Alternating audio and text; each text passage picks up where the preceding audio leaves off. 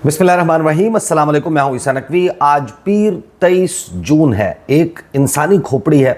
उसके माथे पर स्टार ऑफ डेविड है, आसमान से बरसती हुई आग है और उसके बैकग्राउंड में तल अवीव की इमारतें हैं। सबको इंतज़ार था कि क्या रद्द-ए-अमल आएगा ईरानी supreme leader Sayyid Ali Khamenei का। वो रद्द-ए-अमल आ चुका है और इस वक्त पूरी दुनिया का मीडिया ये रिपोर्ट कर रहा है कि हम दम साध कर बैठे हैं, हम ब्रेस करके बैठे हैं कि क्या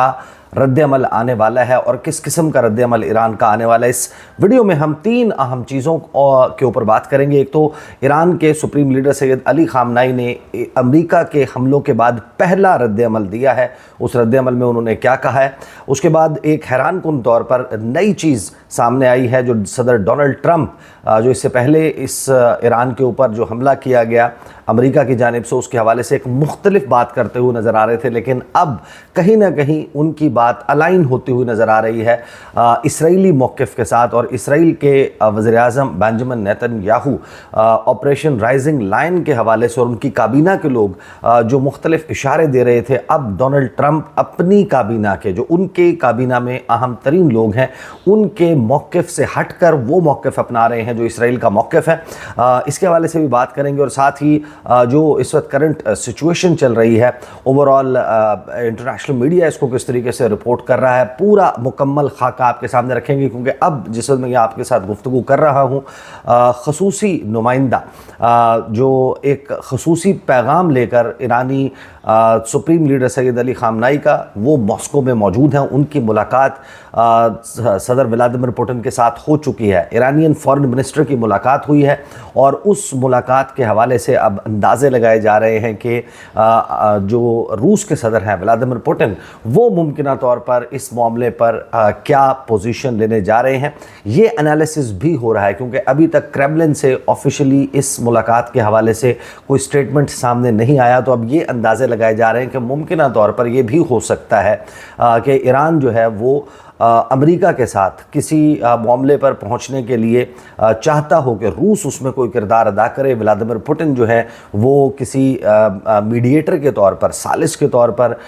दरमियान में जो है वो मौजूद हों और उनके थ्रू कम्युनिकेशन हो अमेरिका के सदर डोनाल्ड ट्रंप के साथ। अगरचे ये करंट सिनेरियो में हाईली अनलाइकली नज़र आता है, लेकिन कुछ वेस्टर्न मीडिया पर बड़े कमेंटेटर्स जो हैं वो इस हवाले से बात कर रहे हैं। हालांकि जो रद्द-ए-अमल आया है सैयद अली खामनेई का, वो बड़ा वाज़ेह इशारा करता है कि एक मरतबा जो है वो यकीनन ईरान की तरफ से स्ट्रॉन्ग रद्द-ए-अमल आएगा। और क्या मुमकिन तौर पर हो सकता है, ये भी मैं आपको इस वीडियो में बताऊंगा कि जो रीजन है gulf cooperation council, GCC, middle east और अफ्रीका का जो हॉर्न जिसको जिबूती कहा जाता है, इसमें किस मुल्क में कितनी अमेरिकन प्रेजेंस मौजूद है, कहाँ पर उनकी मुकम्मल तौर पर कंट्रोल में मौजूद मिलिट्री बेसिस मौजूद हैं और कहाँ पर मुख्तलिफ मिलिट्री बेसिस पर किन ममालिक में उनकी फ़ौजी प्रेजेंस मौजूद है। और जब वो डॉट्स आप सामने रखते हैं तो आप अंदाज़ा लगा सकते हैं कि अगर ईरान ये चूज़ करता है कि वो स्ट्राइक करे तो वो US इंटरेस्ट को ख़ित्ते में स्ट्राइक ज़रूर कर सकता है, लेकिन फिर उसके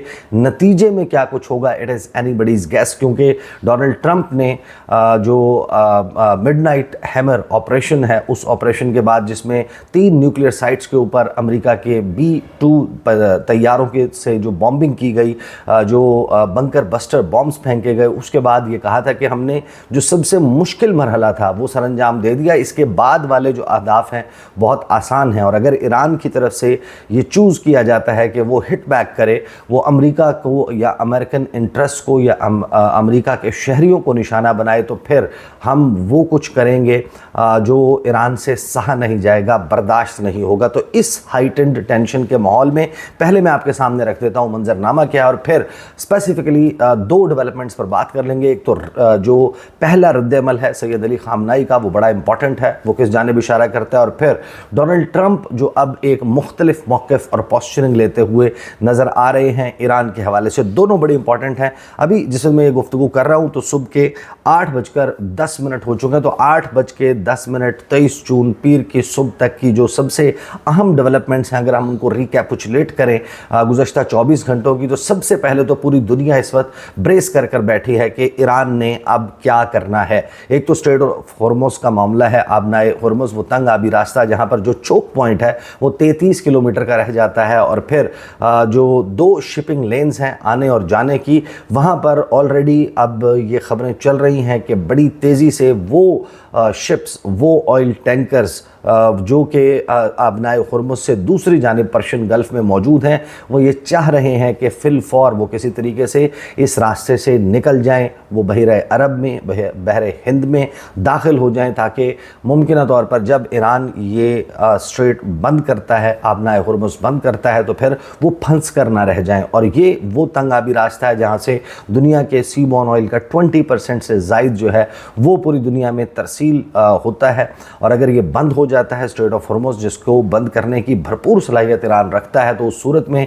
पूरी दुनिया सफ़र करेगी। अमेरिका, उसके इत्तेहादी यूरोप और पाकिस्तान समेत तमाम ममालिक जो हैं, क्योंकि वर्ल्ड ओवर जो ऑयल प्राइसेस हैं वो बहुत ऊपर जाएंगी। और इसी दौरान कुछ ऐसी इतलात भी आ रही हैं कि शायद चाइना ने बड़े पैमाने के ऊपर कई हफ्तों का ऑयल जो है वो सरप्लस में ज़ख़ीरा कर लिया था। तो बहुत सारे लोग ये कह रहे हैं कि शायद चाइना के पास ये इंटेलिजेंस मौजूद थी कि ऐन मुमकिन है ये काम होने जा रहा है। अभी इस वक्त जो सूरत हाल है उसमें एक तो सैयद अली ख़ामनेई का ज़ाहिर है कि स्टेटमेंट है, डोनाल्ड ट्रंप ने जो हिंट किया है उसके ऊपर बात चल रही है, और फिर जो अटैक्स हैं उसका सिलसिला जारी है। और हैरानकुन तौर पर ईरान की अफवाज ने यह कन्फर्म किया है कि अभी तक जो 21वां वेव आना था इस ईरान की जानिब से, जब से ये काउंटर अटैक्स का सिलसिला शुरू किया गया है, तो जो बराजेस ऑफ मिसाइल फायर किए जाते हैं इसराइल पर, जो 21st वेव था,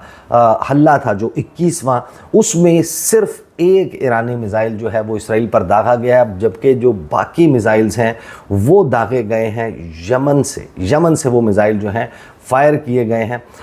इस हवाले से जो ख़ास तौर पर एक बहुत ही इम्पॉर्टेंट डेवलपमेंट हमने होती हुई देखी है कि जो अक़वाम मुत्तहिदा का न्यूक्लियर वॉच डॉग है उसने ये रिपोर्ट जारी की है कि जो 3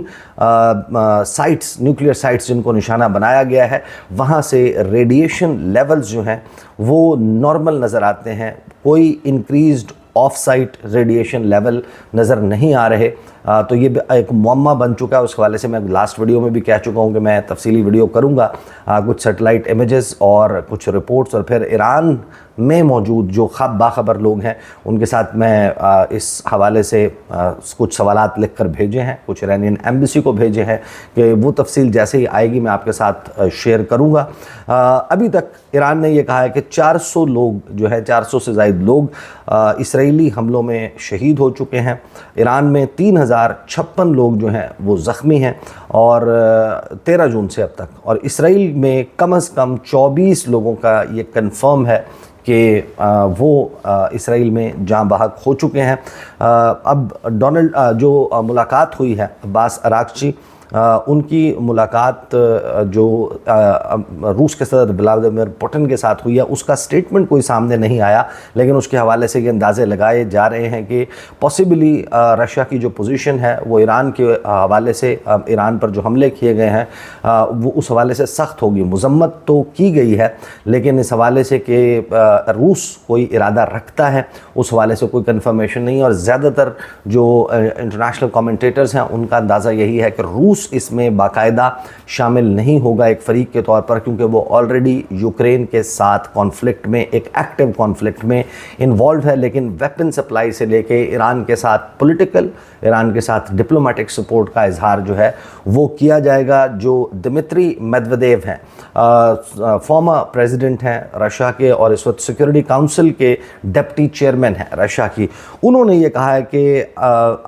दावा किया है कि अमरीकियों ने जो मकासद से थे, जिनकी तहत ये हमला किया था ईरान पर, वो मकासद हासिल करने में अमेरिका नाकाम रहा है। और ट्रंप के हवाले से उन्होंने कहा कि जो एक पीस मेकर, अमन कायम करने वाले सदर के तौर पर आया था, ये नारा लगा कर आया था, उसने अब अमेरिका की नई जंगों का आगाज़ कर दिया है। डोनाल्ड ट्रंप जो है उसने ये दावा किया है कि बड़ा monumental, now this is also very interesting कि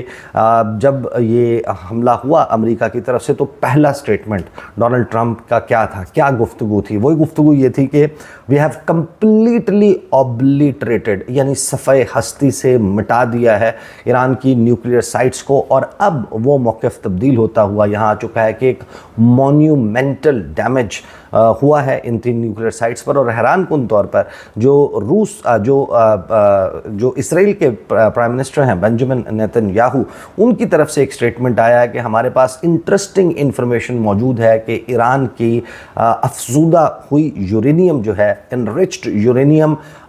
जो 60% से ज़ायद इनरिच्ड यूरेनियम है, वो उसके सेंट्रीफ्यूजेस किस मकाम पर मौजूद हैं। इसका मतलब ये है कि वो भी ये कंफर्म करते हुए नज़र आ रहे हैं कि ये जो अटैक था, अमेरिका का अटैक, समहाउ उसमें जो सेंट्रीफ्यूजेस हैं, जो इनरिच्ड यूरेनियम है, उसको डैमेज नहीं हुआ। फिर हम आगे चलते हैं तो हमारे पास इस पर डेवलपमेंट्स मौजूद हैं, ख़ासतौर पर ये कि जब हम अंदाज़ा लगा रहे हैं, बहुत सारे लोग, पूरी दुनिया अंदाज़ा लगा रही है कि ईरान जो है उसके मिसाइल्स की रेंज ऑब्वियसली अमेरिका तक नहीं है। तो इस रीजन में अमेरिका के कौन से इंटरेस्ट हैं, कौन सी जगह हैं? एक तो ये कि जाहिर है कि अमेरिका की इस वक्त हाइटेंड प्रेजेंस जो है वो मौजूद है, बहरे रोम में मौजूद है, वो बहरा रोम के उन हिस्सों में, मेडिट्रेनियन सी में उन मकामात पर मौजूद हैं जहाँ तक ईरानी मिसाइल्स की रेंज है। और फिर जाहिर है कि अमरीकी जहाज़, कार्गो शिप्स हों, चाहे वो ऑयल टैंकर्स हों, चाहे वो मुसाफिरों के साथ जाने वाले जहाज़ हों, वो बहरा अहमर में स्पॉट किए जाते हैं, वो मौजूद होते हैं, अरेबियन सी में वो मौजूद होते हैं, स्ट्रेट ऑफ हॉर्मुज़ में। तो वो एक ज़ाहिर है कि एक टारगेट है जिसके हवाले से हौसीज़ ने कहा कि हम तो टारगेट करेंगे। लेकिन जब हम ओवरऑल इस रीजन में प्रेजेंस देखते हैं कि जो US कंट्रोल्ड बेसिस हैं कम से कम 15 साल से जो मौजूद हैं, उसमें तुर्की में एक ऐसी बेस मौजूद है जो मुकम्मल तौर पर अमेरिका के कंट्रोल में है। उसके बाद किब्रस यानी साइप्रस में अमेरिकन कंट्रोल्ड बेस मौजूद है। फिर शाम में जो है वो 2 बेसेस, शाम में 2 बेसेस मौजूद हैं। एक बेस जो है उन दोनों बेसेस में मुकम्मल कंट्रोल नहीं है, लेकिन अमेरिका की अफवाज की प्रेजेंस मौजूद है। इराक़ में 2 बेसेस ऐसी हैं कि जिसमें अमेरिका की प्रेजेंस मौजूद है, मुकम्मल कंट्रोल में नहीं है। फिर जॉर्डन में एक बेस है जिसमें अमेरिका की प्रेजेंस मौजूद है। इन इटसेल्फ इसराइल में एक बेस मौजूद है जिसमें उनकी प्रेजेंस है। और तुर्की में, माजरत के साथ मैंने पहले एक कहा, तुर्की में 2 बेसेस हैं कि जिन पर मुकम्मल कंट्रोल है, और जो साइप्रस है वहाँ पर एक ऐसी बेस है कि जहाँ पर उनकी प्रेजेंस मौजूद है, मुकम्मल कंट्रोल नहीं है। फिर आते हैं कुवैत में। कुवैत में 5 अमरीकी बेसेस मुकम्मल तौर पर अमेरिका के कंट्रोल में बेसेस मौजूद हैं, यानी कि वहाँ पर कुवैत का कोई अमल दखल नहीं है, US ही उनको कंट्रोल करता है। बहरीन में एक बेस है जो कि बहरीन में मुकम्मल कंट्रोल में है अमेरिका के, जबकि एक बेस ऐसी है कि जो कि वहाँ पर प्रेजेंस है अमेरिका की। फिर कतर में एक बेस है जो मुकम्मल तौर पर अमेरिका के कंट्रोल में है। UAE में, मुत्तहिदा अरब अमारात में एक बेस है जिस पर उनकी प्रेजेंस मौजूद है, और एक बेस है जो मुकम्मल तौर पर अमेरिका के कंट्रोल में है। ओमान में एक बेस है जिस पर अमेरिकी प्रेजेंस मौजूद है। और फिर जिबूती में 2 बेसेस हैं, एक पर मुकम्मल कंट्रोल है अमेरिका का और एक पर जो है वो उनकी प्रेजेंस मौजूद है। तो अब ओवरऑल फिर सऊदी अरेबिया की बात कर लें तो सऊदी अरेबिया में 2 बेसेस ऐसी हैं जहां पर अमेरिका की प्रेजेंस मौजूद है, लेकिन वो उनके मुकम्मल कंट्रोल में नहीं है। तो जाहिर है कि अब ये अंदाजे लगाए जा रहे हैं कि अगर ईरान की तरफ से हमला किया जाता है तो ईरान कहां पर टारगेट कर सकता है। तो ज़्यादातर जो लोग हैं उनका तबसरा यही है कि जो गल्फ़ कोऑपरेशन काउंसिल है, क्योंकि इन ममालिक से डायरेक्टली यूज़ नहीं हुई बेसेस, और अमेरिका ने इस खित्ते में कोई बेस इस्तेमाल नहीं की इस ऑपरेशन में, और ना ही इस किस्म का कोई उन्होंने दावा किया। उन्होंने कहा कि अमेरिका से उड़े तमाम के तमाम तैयारे, फ़िज़ा में उनको रिफ्यूल किया गया। 18 घंटे की परवाज़ थी, 18 घंटे की परवाज़ के बाद वो पहुँचे और उन्होंने ईरान पर ये स्ट्राइक्स कैरी आउट की। लिहाजा क्योंकि ये ममालिक यहाँ पर जो मौजूद बेसेस हैं तो उनको क्योंकि इस्तेमाल नहीं किया गया, तो ज़्यादा लोग ये अंदाज़ा लगा रहे हैं कि शायद जो GCC ममालिक हैं, गल्फ़ कोऑपरेशन काउंसिल के जो खलीजी ममालिक हैं, उन पर ईरान हमला नहीं करेगा। बट इट इज़ एनीबडीज़ गेस कि ईरान क्या करता है। फिर गल्फ़ की बेसिस के बाद हम बात कर लें तो ज़ाहिर है कि ऑयल प्राइसेस जो हैं वो अब एक बड़ी तेज़ी से ऊपर जाती हुई दिखाई दे रही हैं। एक दिन में 2.1% जो है इजाफा हो गया है क्रूड ऑयल और ब्रेंट की प्राइसेस में। फिर जो इस सारे मामले में अहम डेवलपमेंट होती है वो यकीनन सैयद अली ख़ामनेई का स्टेटमेंट, जो सैयद अली ख़ामनेई का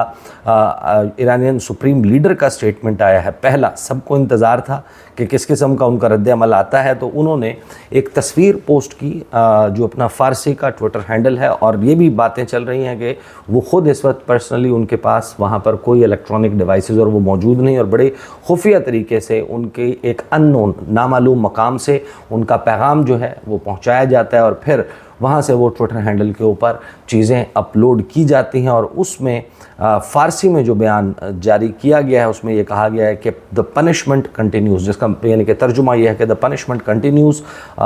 सज़ा जो है वो देने का सिलसिला जारी है। The Zionist enemy has made a big mistake, कि हमारे सहूनी दुश्मन ने एक बहुत बड़ी गलती की है, कमिटेड अ बिग क्राइम, एक बहुत बड़ा जुर्म किया है। इट मस्ट बी पनिश्ड, इसको हर सूरत में सज़ा दी जानी चाहिए। And it is being punished, और उसको सज़ा देने का अमल जारी है। It is being punished right now, कि अभी जब हम बात कर रहे हैं तो इस वक्त जो है वो उसको पनिश किया जा रहा है। और इसी के इस स्टेटमेंट के नीचे वो तस्वीर मौजूद है, जिस तस्वीर में एक इंसानी खोपड़ी है, उसके ऊपर स्टार ऑफ डेविड मौजूद है, माथे के ऊपर आसमान से बरसती हुई आग है, और उस आग का जो फैलाव है वो तल अवीव में बैकग्राउंड में इमारतें नज़र आ रही हैं, और मुख्तलिफ़ मकामात पर आसमान से बरसती हुई आग। तो ये ज़ाहिर है कि अलामती तौर पर ये कहा गया है कि ये जो हमले हैं, जो मिज़ाइल हमले हैं ये हो रहे हैं, ये मिज़ाइल हमले जारी रहेंगे। यूएस लॉ मेकर्स बहुत बढ़ चढ़ कर तनकीद कर रहे हैं, जो कांग्रेसमैन हैं, कि कैसे आखिर ऐसा हुआ कि अमेरिका के सदर ने यूनिलैटरली तय किया कि वो एक बैरूनी जंग में इस तरीके से मदाखलत करेंगे। अब हम आ जाते हैं डोनाल्ड ट्रंप ने जो स्टेटमेंट दिया है। डोनाल्ड ट्रंप का स्टेटमेंट बड़ा ही इंटरेस्टिंग है, और ख़ास तौर पर जो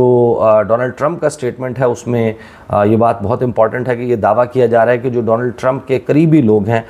उनके स्टेटमेंट्स भी इसी किस्म के मौजूद हैं कि वो ईरान में रिजीम चेंज के हवाले से वो ये कह रहे हैं कि रिजीम चेंज जो है वो नहीं चाहता अमेरिका। जिस किस्म की स्टेटमेंट्स आ रही थी, जो हेगसेथ हैं उनके जो Pete Hegseth the defence secretary, जो वज़ीर दिफ़ा हैं अमेरिका के, उन्होंने कहा कि हमारा ऐसा कोई मंसूबा नहीं है। फिर वाइट हाउस की तरफ से ये कहा गया कि ऐसा कोई मंसूबा नहीं है कि ईरान में रिजीम चेंज करना है। लेकिन डोनाल्ड ट्रंप ने हैरानकुन तौर पर जो स्टेटमेंट दिया है वो और उनके जो कॉलीग्स हैं वो स्टेटमेंट्स उनके लगा यानी कि दूसरों के साथ मैच नहीं करते। जेडी वैंस आते हैं, वो कहते हैं कि US is not at war with Iran, कि हमारी जंग जो है वो ईरान के साथ नहीं चल रही, बल्कि हमारी जंग ईरान के न्यूक्लियर प्रोग्राम के साथ है। पेंटागन चीफ पीट हेगसेथ कहते हैं कि that the mission was not and has not been about the regime change, के जो मिशन है इसका कोई ताल्लुक इस बात से नहीं कि अमेरिका ईरान में रिजीम चेंज का चाहता है, वहाँ पर हुकूमत की तब्दीली चाहता है। इट इज़ नॉट लेकिन डोनाल्ड ट्रंप का फिर स्टेटमेंट आता है और वो अपने ऑफिशियल से हटकर एक स्टेटमेंट देते हैं। वो कहते हैं it is not politically correct to use the term regime change, कि सियासी एतबार से ये दुरुस्त नहीं है कि हम ये टर्म इस्तेमाल करें regime change. But if the current Iranian regime is unable to make Iran great again, कि अगर मौजूदा हुकूमत निज़ाम ईरान में ईरान को एक अजीम कुव्वत या एक अजीम मुल्क नहीं बना सकता, why wouldn't there be a regime change, तो आखिर क्यों ना वहाँ पर जो निज़ाम है उसकी तब्दीली हो, हुकूमत की तब्दीली हो। Trump wrote on his social media platform MIGA के साथ उन्होंने नीचे लिखा MIGA, make Iran great again. तो दैट मीन्स कि डोनाल्ड ट्रंप अब अलाइन करते हुए नज़र आ रहे हैं अपने मौक़िफ़ को उस मौक़िफ़ के साथ जो इसराइल का मौक़िफ़ है, बेंजामिन नेतन्याहू और उनकी कैबिनेट के लोगों का मौक़िफ़ है, कि वो ये चाहते हैं कि ईरान का थ्रेट जो है वो कहते हैं कि मौजूद है, मौजूदा निज़ाम को ख़त्म किया जाए और पहलवी रजीम जो है उसको रिज़रेक्ट किया जाए, उसको दोबारा से खड़ा किया जाए और रज़ा पहलवी उनके हवाले से बहुत सारी तस्वीर इसराइली काबीना के लोग शेयर कर रहे हैं सोशल मीडिया प्लेटफॉर्म्स पर, जिसमें सून इन तेहरान के टैग लाइन के साथ उसको पोस्ट किया जा रहा है कि हम इसको बहुत जल्द ईरान जो है की हुकूमत सौंपना चाहते हैं। उस हवाले से उनके भी स्टेटमेंट्स बहुत सारे सामने आ रहे हैं, लेकिन ऑन ग्राउंड जब आप बात करते हैं तो वहाँ पर ईरान में किसी भी किस्म का ऐसा कोई मिली जज्बा नज़र नहीं आता कि वहाँ पर लोग जो हैं वो ये डिमांड कर रहे हों, प्रोटेस्ट कर रहे हों, बाहर निकल रहे हों, क्योंकि मौजूदा हुकूमत को अमेरिका और इसराइल और बहुत सारे तज्ज़ियाकारों के मुताबिक तो इतना मैसिव किस्म का डैमेज हुआ है। जो ईरान इराक जंग में 8 साल में इतना नुकसान नहीं हुआ था जितना स्ट्रेटेजिक नुकसान ईरान का अभी 13 जून से अब तक की जंग में 23 जून यानी कि 10-11 दिनों में 12वें दिन में ये दाखिल हो रही है जंग। इतने वक्त में जितना नुकसान हुआ है, उनका दावा यह है कि इतना नुकसान तो उन 8 सालों की जंग में नहीं हुआ। तो अब द आयरन इज़ हॉट, लोहा गर्म है, ये वो वक्त है जब हम चोट लगाएंगे, हम ईरान में रिजीम चेंज करेंगे। तो इस वक्त हाइटन टेंशन है, इंतज़ार हो रहा है कि ईरान अब पॉसिबली अगर वो अमेरिका को टारगेट करता है, अमेरिकी बेसिस को टारगेट करता है, हॉर्मुज़ को चोक करता है और इसराइल के ऊपर अपने मिसाइल हमलों का सिलसिला जारी रखता है, तो एग्जैक्टली फिर अमेरिका का क्या रिस्पॉन्स होगा और इसराइल का क्या रिस्पॉन्स होगा, सूरत हाल के ऊपर गुफ्तगू का सिलसिला जारी रहेगा। और ख़ास तौर पर जो 3 न्यूक्लियर फैसिलिटीज़ हैं वहाँ पर क्या कुछ हो चुका है और क्या चल रहा है उसके ऊपर इंशाल्लाह मैं आपके सामने आने वाली वीडियो में बात करूँगा। अब तक के लिए इतना ही, इजाज़त दीजिए, अल्लाह हाफ़िज़।